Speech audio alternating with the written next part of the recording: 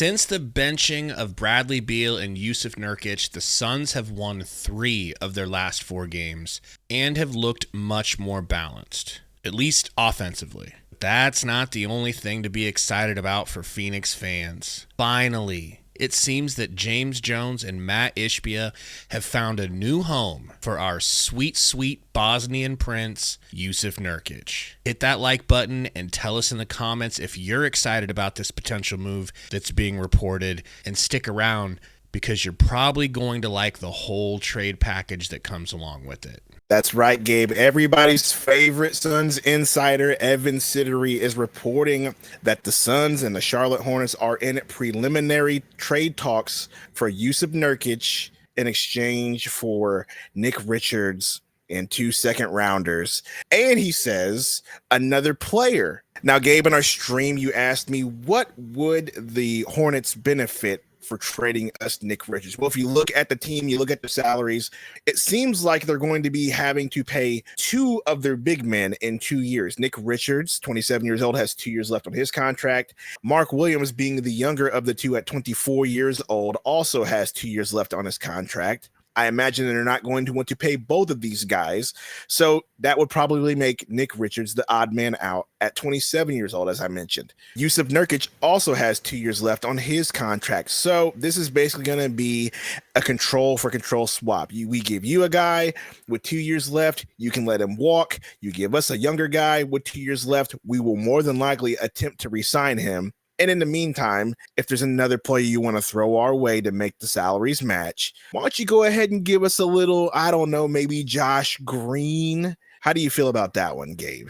I'm sure you've heard the age-old saying that beggars can't be choosers. So if this deal has to involve Josh Green, I am not upset about that. I remember when he was with the Mavs, he looked pretty good. I don't really understand fully. Maybe some Mavs fans watching this can explain to me why he got moved and why they gave up on him. But he's young. He's very athletic.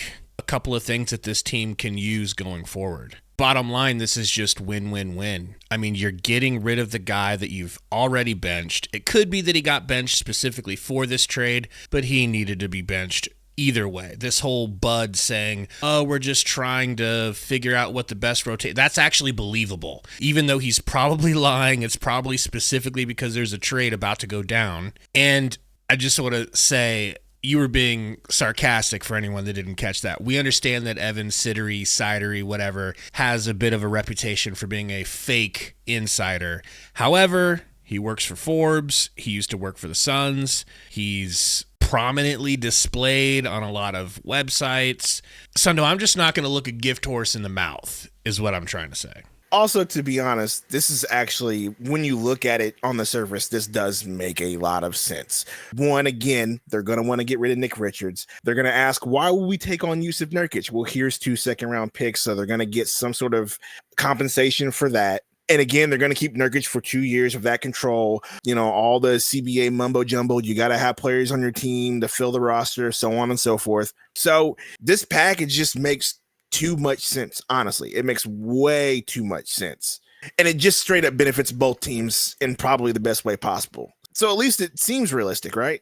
It actually does make sense when you put it that way. And my only hang up, although I love Nick Richards and I want him on this team, is I'm not sure if I see him ever blossoming into any sort of shooter. And I would personally like to have a big that can shoot. That's what we've been getting stuck with every time we get a center lately. It's one that can't shoot. It'd be nice to have that in the toolkit. However, Josh Green actually shooting 40% from 3 this year. I know it's not on high volume, but clearly he doesn't have a broken jumper. So maybe we will get some extra shooting out of this deal as well. Also, the benefit of getting Josh Green is this is a player with control that you can send in a trade if you need to. He has 3 years left, $12.5 million salary. So that is a movable salary. And you could definitely move him along with a Gray, an Okogie, any of the wings on this team you can move him with. If Bud does want to get a shooting center, as you have been asking for probably the better half of a year now,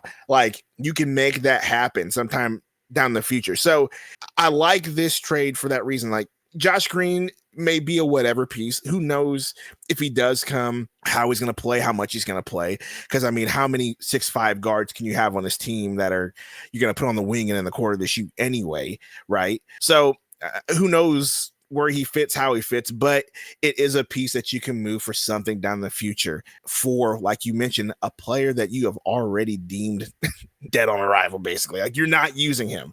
So it's a win-win for real. I absolutely love this package. You might as well make it happen because the Hornets are coming here for a dress rehearsal anyway. So you might as well tell both these guys, hey, go ahead, go to the office, get your physical, chill. We got this. Don't even get on the plane. Just stay right here in Phoenix.